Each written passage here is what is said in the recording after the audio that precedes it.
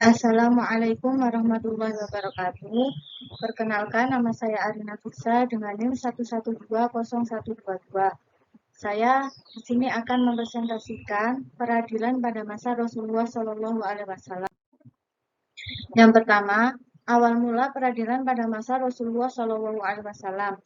Setelah Nabi Muhammad Shallallahu Alaihi Wasallam diangkat menjadi Rasul, mulailah beliau menyampaikan risalah dakwah kepada penduduk Mekah. Terutama masalah akidah. Selama 13 tahun, kondisi umat Islam masih lemah, baik dari segi kuantitas maupun kekuatan. Berbagai tekanan dan penindasan terjadi, sehingga belum memungkinkan untuk melaksanakan berbagai ketentuan agama, terutama masalah peradilan. Berbeda dengan di Mekah, kondisi Madinah relatif stabil dan jumlah umat Islam semakin banyak. Sementara Rasulullah SAW dijadikan sebagai pemimpin oleh masyarakat Madinah, baik umat Islam maupun non-Islam, sehingga sangat memungkinkan untuk melaksanakan berbagai ketentuan agama dan tuntunan syariat. Ketika terjadi permasalahan di masyarakat, permasalahan tersebut dihadapkan kepada Rasulullah SAW dan beliau menyelesaikan permasalahan berdasarkan apa yang telah diwahyukan Allah SWT kepadanya. Orang yang pertama menjadi hakim dalam Islam adalah Rasulullah SAW sendiri. Allah Subhanahu wa taala menjelaskan dalam Al-Qur'an surat An-Nisa ayat 65 bahwa di antara fondasi keimanan seseorang adalah menjadikan Rasulullah Shallallahu alaihi wasallam sebagai hakim terhadap perkara yang diselesaikan. Ayatnya berbunyi, "Fala wa rabbika la yu'minuna hatta yuhaqqimuka fi ma syajara bainahum tsumma la yajidu fi anfusihim harajan mimma qadaita wa yusallimu taslima." Yang artinya, maka demi Tuhanmu, mereka atau pada hakikatnya tidak beriman hingga mereka menjadikan kamu hakim dalam perkara yang mereka perselisihkan. Kemudian mereka tidak merasa keberatan dalam hati mereka terhadap putusan yang kamu berikan dan mereka menerima dengan sepenuh hatinya. Yang kedua, sumber hukum peradilan. Sumber hukum peradilan pada masa Rasulullah SAW hanya dua, yaitu Al-Quran dan Ijtihad Rasulullah. Kalau terjadi suatu peristiwa yang memerlukan adanya ketetapan hukum karena terjadi perselisihan, ada pertanyaan atau permintaan fatwa, maka Allah Subhanahu wa taala menurunkan wahyu kepada Rasulullah Shallallahu alaihi wasallam. Satu atau beberapa ayat Al-Qur'an untuk menjawabnya. Kemudian Rasulullah menyampaikan wahyu tersebut kepada umat Islam dan wahyu inilah yang menjadi hukum atau undang-undang yang wajib diikuti. Setiap hukum yang ditetapkan Rasulullah sumbernya adalah wahyu atau ijtihad Rasulullah SAW.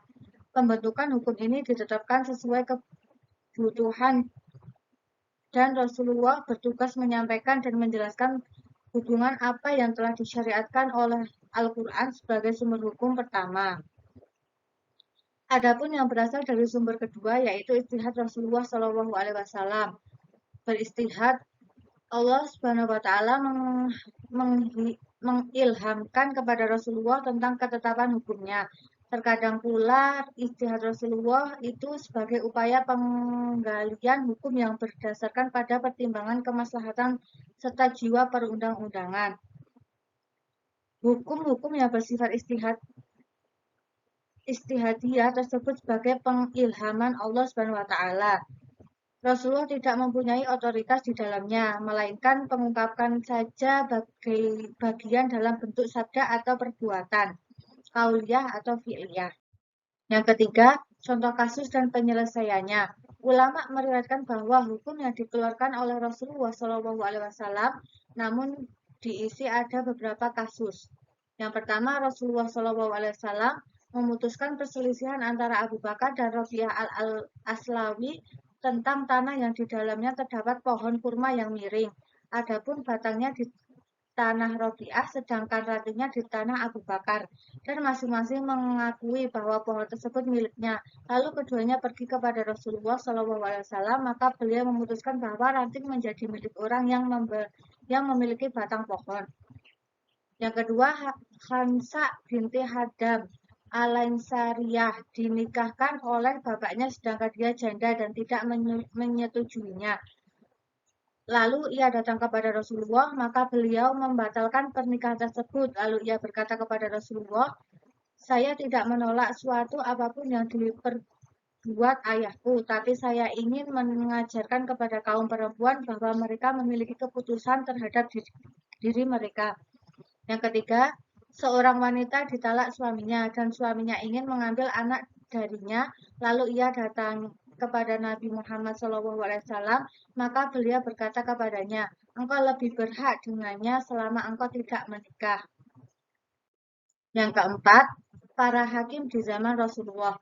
Hakim-hakim yang dipilih untuk mewakili Rasulullah SAW dalam memutuskan suatu perkara, baik yang berkenaan dengan perkara pidana maupun persoalan fatwa terkait dengan urusan hukum syariah. Di antara mereka adalah yang pertama, Hudzaifah ibnu al-Yaman al-Absyi. Salah satu kasus yang pernah ia selesaikan ialah persengkatan dua saudara yang saling memperebutkan batas tembok rumah mereka. Yang kedua, Amr bin As. Ia pernah diberikan kepercayaan untuk memutuskan persengkatan yang terjadi antara dua orang di hadapan Nabi. Yang ketiga, Mu'az ibnu Jabal. Sahabat Mu'az adalah seorang qadhi yang diutus Nabi ke wilayah Yaman, tepatnya di daerah Al-Janat. Mu'az diinstruksikan untuk menjadi delegasi qadhi Nabi di daerah tersebut, termasuk juga mengurusi masalah zakat dan menyebarkan syiar Islam di sana. Sahabat lainnya adalah Uqbah ibnu Amir al-Juhani, Ma'qil bin Yasir, Ali bin Abi Thalib, Utbah bin Asib di Makkah, Al-A'la al-Hadami ke Bahrain. Sekian presentasi dari saya, kurang lebihnya mohon maaf. Wassalamualaikum warahmatullahi wabarakatuh.